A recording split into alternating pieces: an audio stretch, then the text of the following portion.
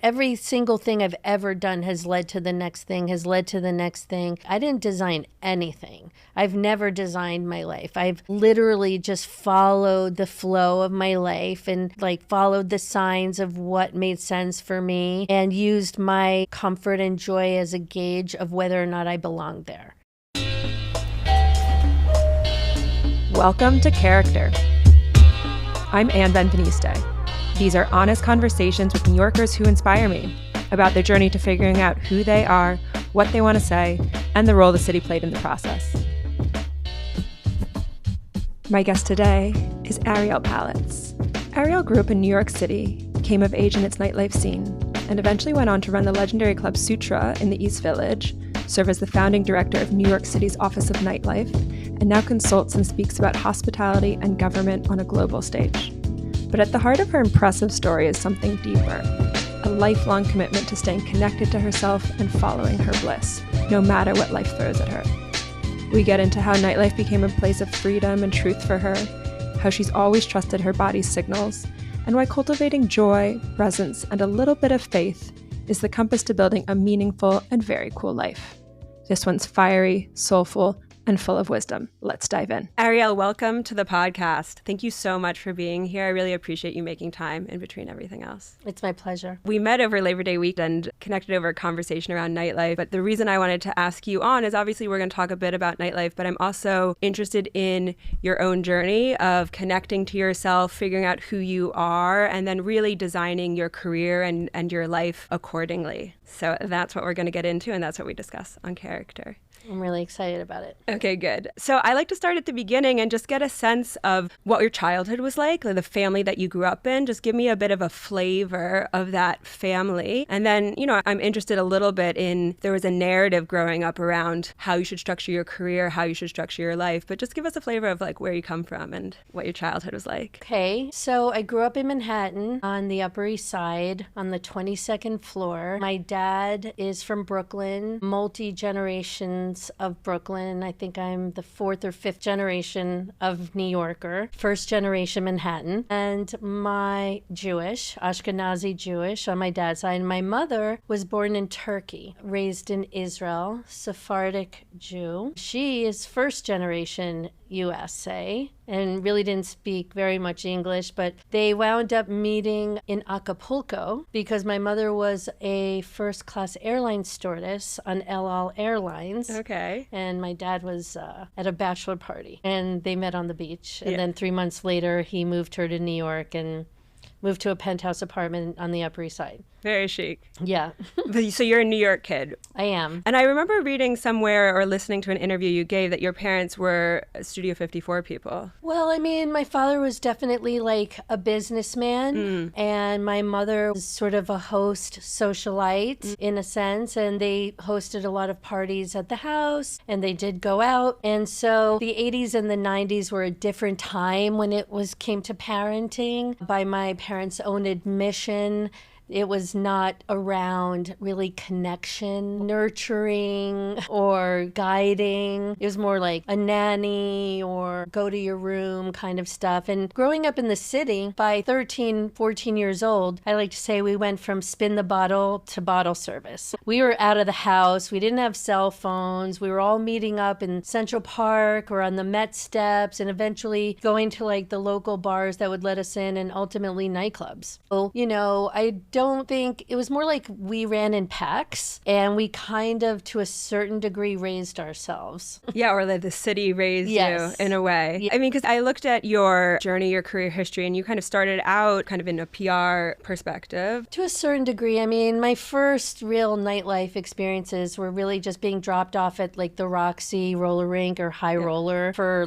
10 years old, 11-year-old birthdays, and just they would leave and DJs, music, smoke machines, and dancing on skates. And so that was sort of the first experience. So again, going out really at a pretty young age into nightlife venues. And it was really such a departure from that sort of parental life or school life where I didn't really feel a lot of connection or I was being seen. But when I was in a nightclub, Mars or MK or Red Zone, like I felt alive and I felt everyone was just free and diverse and expressing themselves, and the energy was so positive. It was like the first real time I really felt, I think, alive in like a meaningful way, subconsciously even. And I think it really informed where my comfort zone was, like where I felt most myself. Yeah, I mean, I think that that's it, because I think really it's when you find that moment of feeling alive, this is where I belong. Exactly. Right? And so what I'm hearing is that you felt that like as a kid, kind of growing up in the city, going out. Yes. Because I think a lot of times, for me, the first time I started doing coaching, I was like, I feel alive here. I've had a couple of those moments where I'm like, I feel alive, and it's helped me really figure out like, this is who I am. And I think a lot of times people end up kind of subscribing to a formula for how to structure your life, and they go off and they get the job they think they're supposed to have, and they put themselves in these environments where they don't really feel alive. And I think that's such a nice way of framing it. It's like you want to expose yourself to a lot of different situations, a lot of things that might interest you, so that you can find a moment that clicks and you feel like, I feel alive in this moment. For sure. And that definitely started there. I mean, I don't think I've ever had a job really or done anything for a living that I didn't love. Like just, I think by luck or by intuition, I always gravitated to a place where I felt that it made me excited and that I was contributing, and it was just manifesting my talents and gifts in a sense. Yeah, I mean, that's really interesting, because sometimes people feel pressure to be a certain version of who someone wants them to be, and that's never something that you've experienced or felt pressure maybe from family or from a community or from school. Well, yeah, I mean, I definitely felt that pressure all my life to be something I wasn't. But that's why I, was very sort of defiant from the beginning. Like I never relented ever into just being like some Upper East Side girl. And then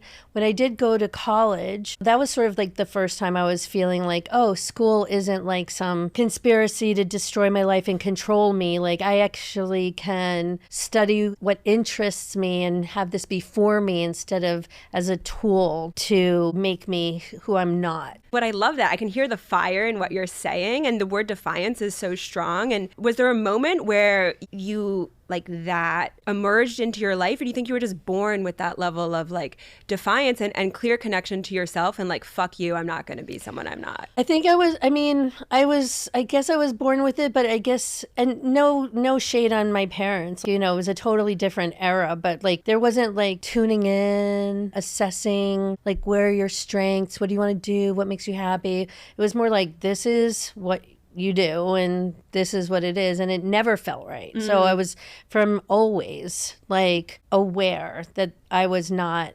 the situation or feeling myself or being seen. So I was always on that quest to be myself and to sort of like, I always felt it was sort of like a champagne bottle that had a cork that was being shaken, and I just like wanted to like express and be, but it took me like a little bit to finally get there, but I was always on my way, and I would always make sure that I was where I felt happy, and if I wasn't, then I would either tune out or get out. I love that. But what it says to me for you is that you have a clear connection to your emotional world and what that like intuitive sense of who I am and what feels right to me. Yeah, I mean, I think sometimes maybe when you're not sort of guided and nurtured in a way, like you almost have to rely on yourself. It was just me, myself, and I in a sense. And so I was pretty like clear with my inner conversation, I suppose, rather than being outward about it. That's amazing. Yeah, that makes a lot of sense, right? You've had to like rely on yourself as your own compass from a young age, right? So then that helps hone that early on. I think so. Yeah. Amazing. Okay. And so, you and I met at a party, and, we got to talking about the nightlife industry and that it was this very authentic place, as opposed to like during the day people have a mask on. This was kind of the narrative we were talking about. And at the night people come alive and like they're their true self. So maybe you could expand a little bit more on like why you feel that nightlife is like such an authentic place. Well, I mean, we live in a society where we have roles to play, and we have the burden of needing to, most of us, to make a living. And usually that's in, even if it's something you love, you are part of a team.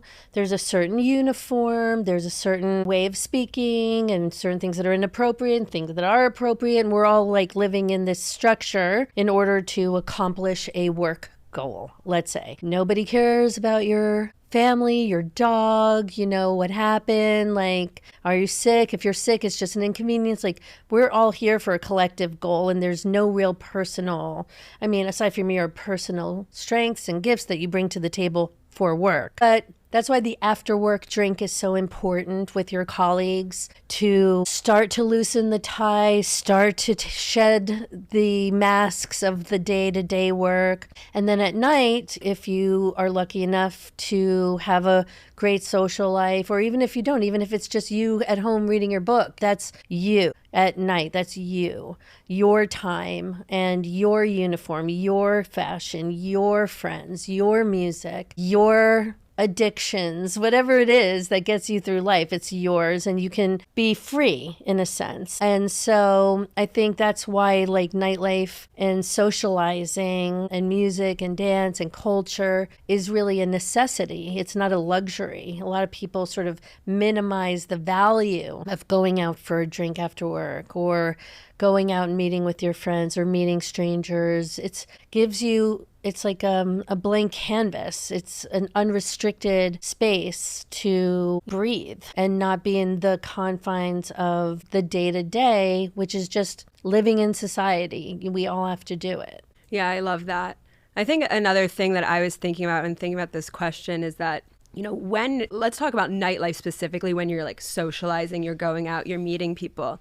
I think when you are socializing a lot, when you are meeting a lot of people, when you are forming relationships with different groups of friends or different groups of people, and then you all know each other kind of, and you meet up here and there, you're friends with different groups, etc. The more you're socializing and the more you're meeting people, the more you're being judged. I don't mean in the wrong way, but you're being filtered. It's like, how authentic is this person? Like, how is this person genuine? Are they like nice? Do they know who they are? I just think when you're socializing a lot, there's a lot of opportunities you're forced to be connected to yourself in an authentic way if you're going to create all of those relationships. Well, it's the same like in second grade or kindergarten or fourth grade or fifth grade. It's like that socialization in a sense of being able to know who you are, where are the social boundaries, what's acceptable, what's not acceptable as far as like hitting somebody or not hitting somebody, or, being kind and sharing, all those things we learn growing up on how to be a good person or to be yourself or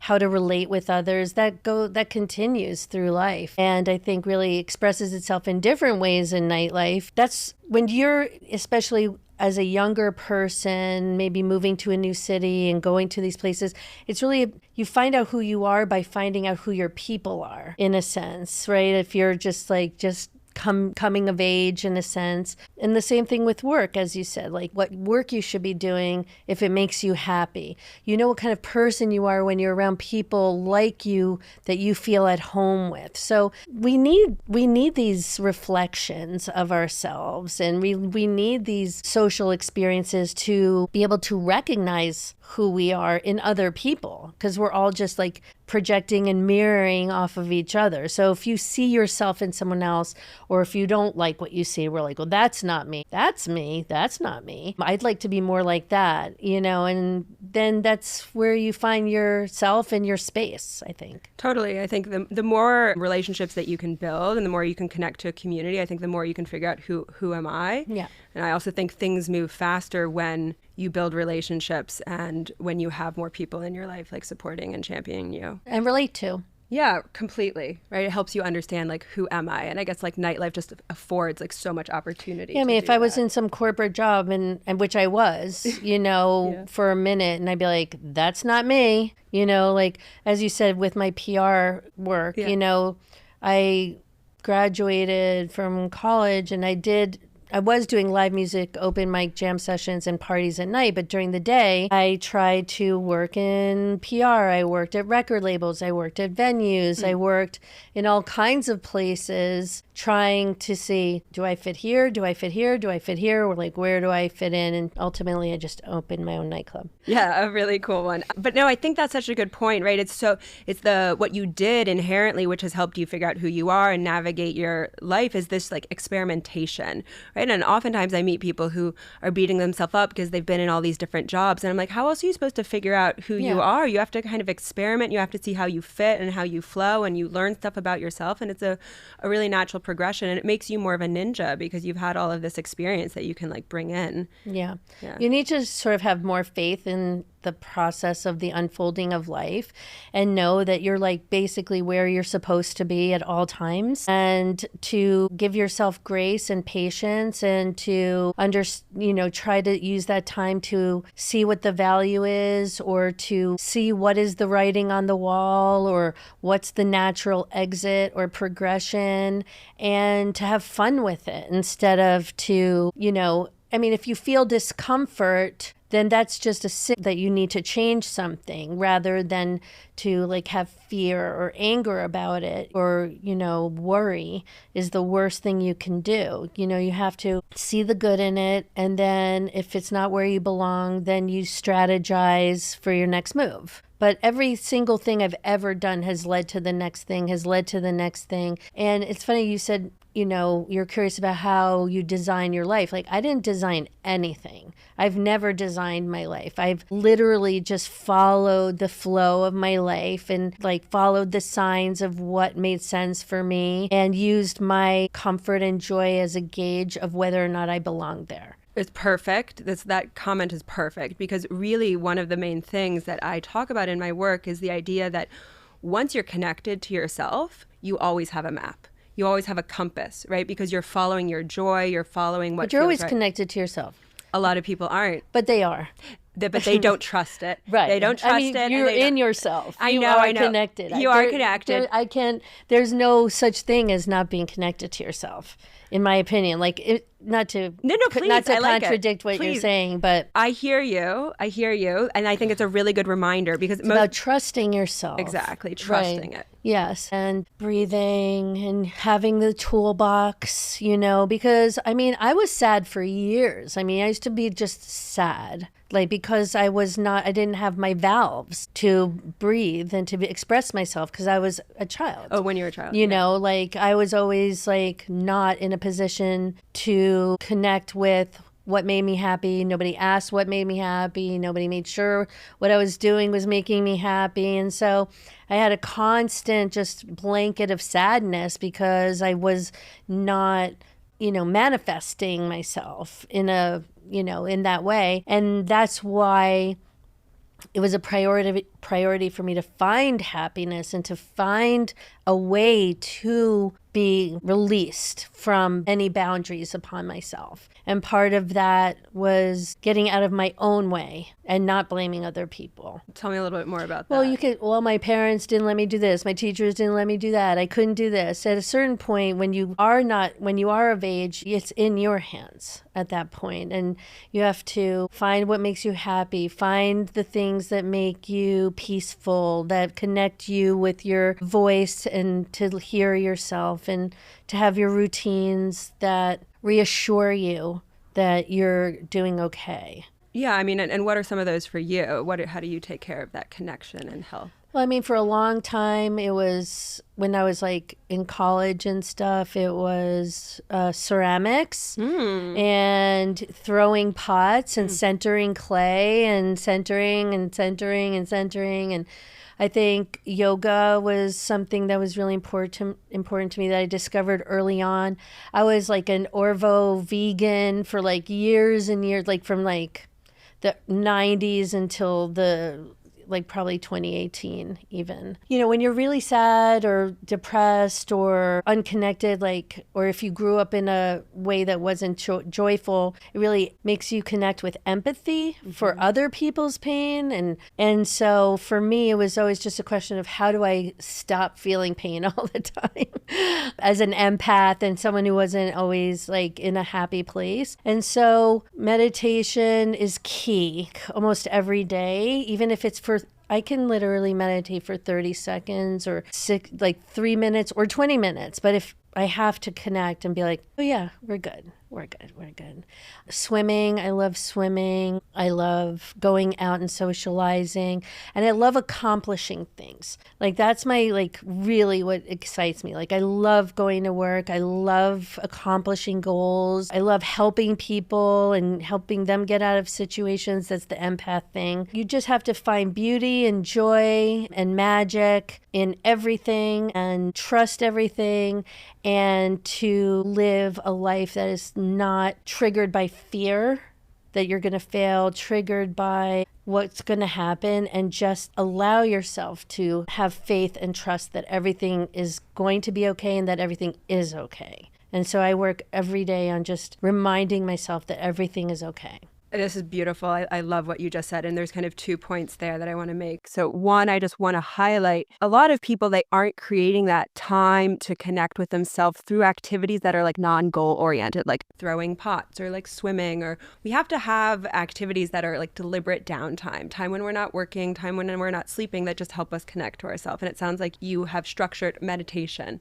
You've structured a lot of that in your life. That is goal. For me, they are goal oriented. My goal when I sit down is to feel better when I get up. Yeah. I guess what I mean is like there's not like that pressure of I need to be the best at something or like achieving something. You're competitive. You're like, no, whatever. It's working for you. Yeah. Maybe the way I'm phrasing it is it doesn't resonate. But I love that you have these activities that are kind of outside of work and outside of... Because I think happiness and peace is a choice to a certain degree. Obviously, there are situations, and it could be an aspect of certain privilege or circumstance and access to have comfort and peace. But to a certain point, and sometimes there's medical obstacles with mental health or emotional health or addictions or trauma that are obstacles to having peace and happiness or comfort within yourself. And that's, I think, a daily battle for everyone, depending on that level. But I do think it's a practice, a daily practice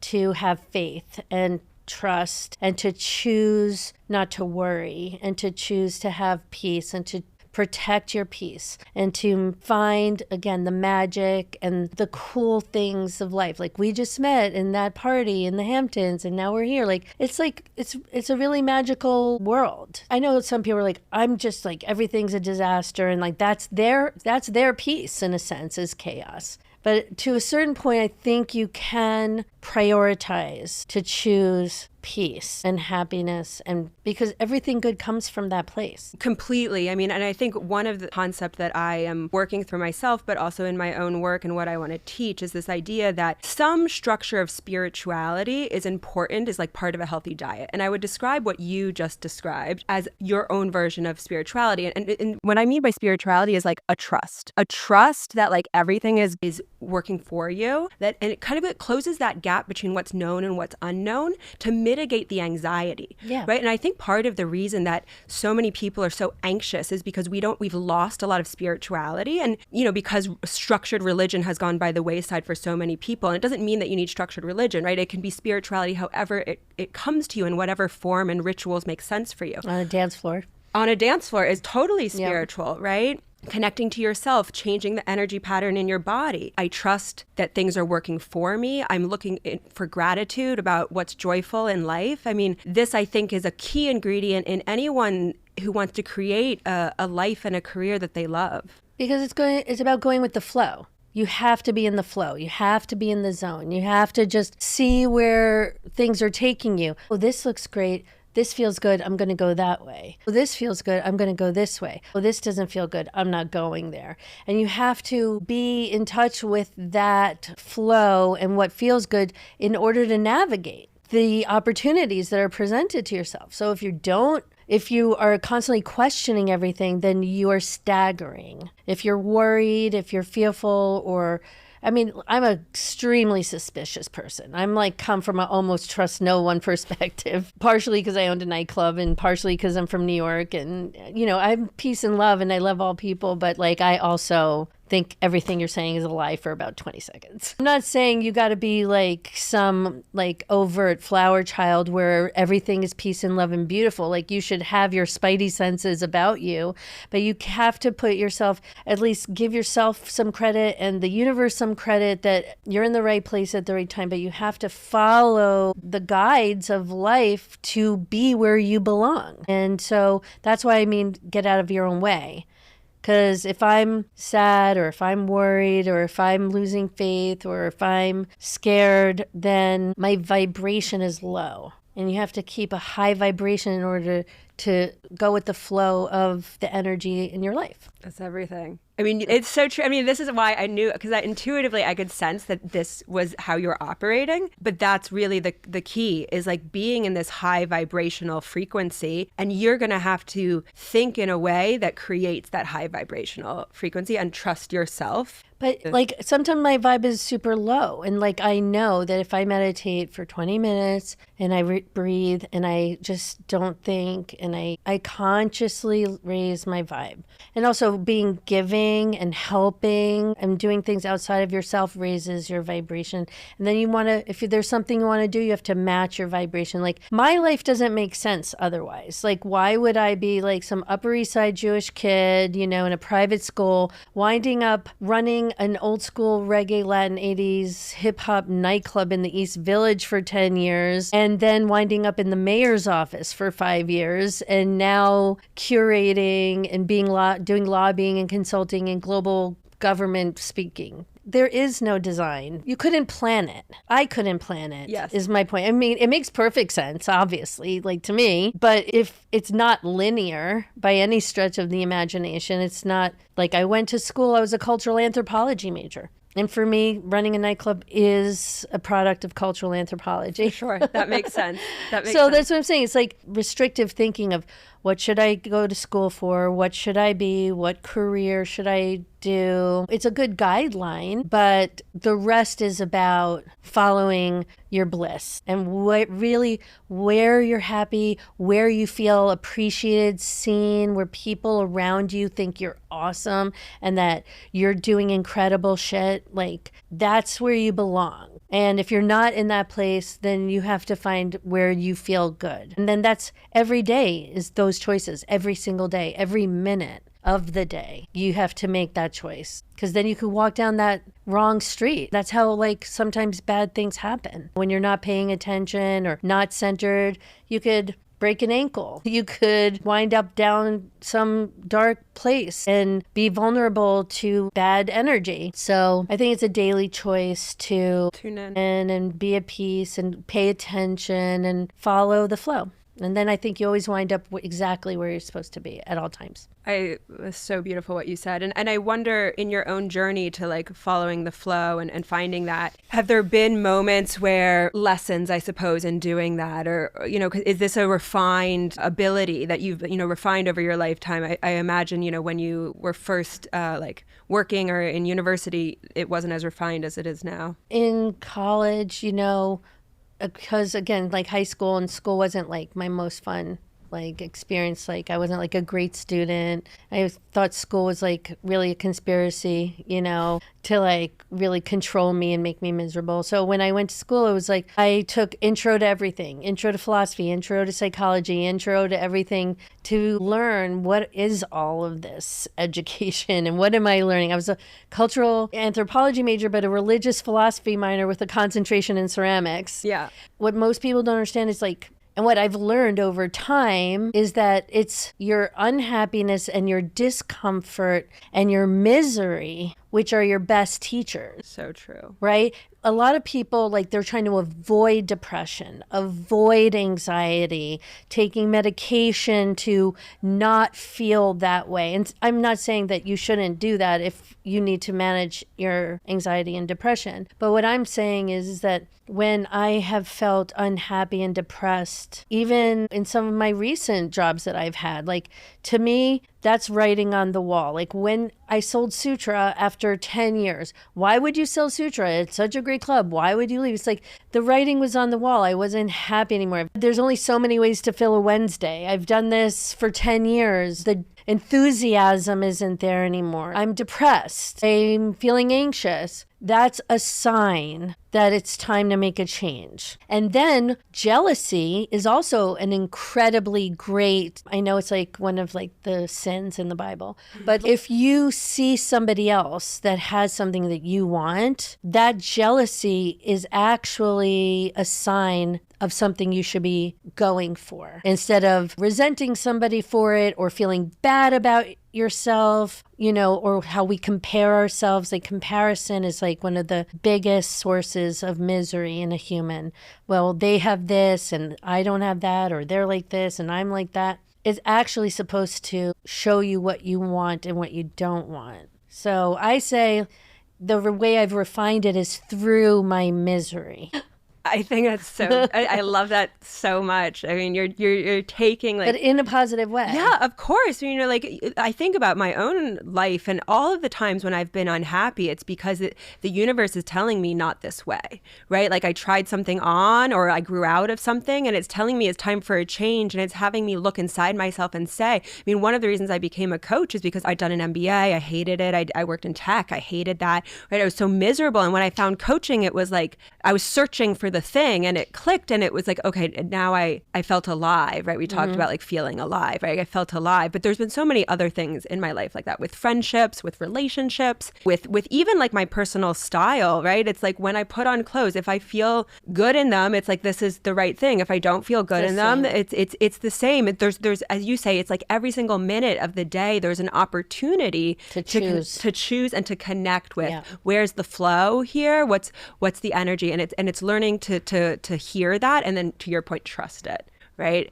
And then make a plan, and to have strategic thinking, I think, is also really important. Like, a lot of what I've learned, what has helped me hone in and to be more precise and effective, is not to just recognize that I have to make a change, but to actually, and this I think partially comes, my mom always says it, you need to have a plan, right? It's like in my head. So having a set of steps, having a vision, that's where like manifesting comes into play. If you can see it, you can be it. What it really means is, if you can see it, then you know the step to get there. And then once you like have a strategy and you plan where you are to where you're going, and you start thinking about how to get there, that's how you get there. You can't get there by wishing for it or hoping for it. You just need to dream it, get excited, find the enthusiasm, know that this is what you want, you see it clearly, and then how do I get there? Who do I have to talk to? How long? Start planning it out. And then you can actually make it real and not a dream. Yeah, completely. But I think in that process, and there's still an element of like an unknown, and that's where the spirituality, that's where the trust and the belief comes in. Because to your point, like, yes, you can say this is the vision, and I have a sense of, who I need to talk to, or some critical waypoints along the way, but there's still an element of the unknown. And I think this is where I see a lot of people like shut down and not take action, because there's not like a set of instructions laid out before them, right? And so certainly you can make a plan, but then there also has to be this space for the unknown, trust for like a different route, etc. Because the plan that you have, it will at least lead you to the detour. Yes, and so also true. If you're like really enthusiastic about it and excited about it, then you will also be drawn to other people who have a similar enthusiasm.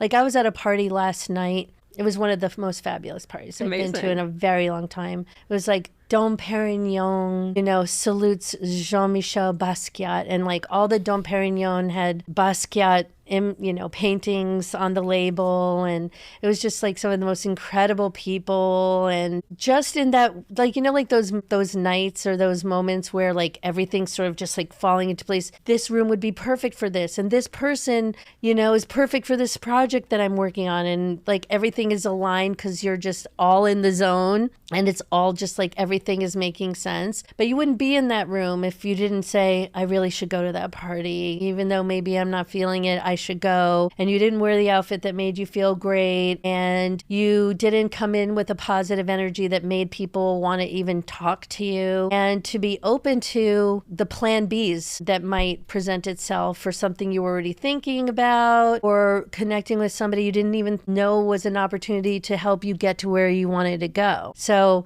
that's why I think following your invitations that come, I rarely say no to almost anything. I love that. And that's why I'm so freaking busy. It's like insane. But for the most part, I also feel like time and space is bendable. Like I'm almost never late, almost never. And I always say, even when I'm late, I'm on time, right? Because you can fit everything in, right? Time is what you make, right? So, and I always say, like, the more busy you are anyway, the more you can do. Yeah.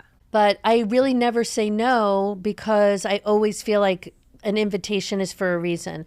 And actually, I famously get terrible FOMO because I feel like I could have, should have, would have been where I should have been because I don't want to miss opportunities. But to the self-care point, sometimes you not going anywhere and making sure that you're rested and not pushing yourself and not burning out is where you should be, and accepting that. So I love that. Yeah, it's a balance. I think there's one more question really is like, if you could put a message on a billboard in Times Square, what would you want to tell the world? What would I tell the world?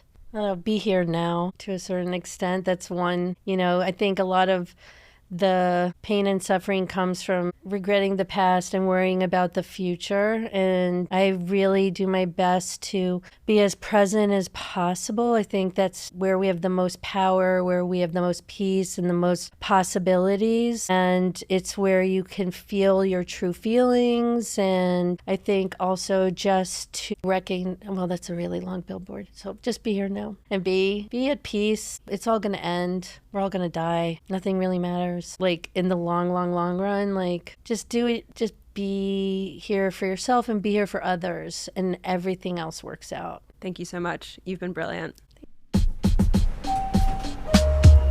Thanks for tuning into Character. I hope these stories inspire you to trust yourself, bet on yourself, and do the work where needed. You are the artist of your life. Go create something unique and awesome. Don't forget to subscribe to the Character Substack. The link is in the show notes. Here you'll get photos of each guest in their creative space, alongside their New York City recommendations. I also share my analysis as a coach on why each guest is so aligned and thriving.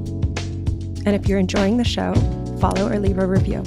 It helps other people like you find and get value from the podcast too. The music on this podcast was arranged by the New York-based artist, DJ, producer, and underground legend, Michael Mack.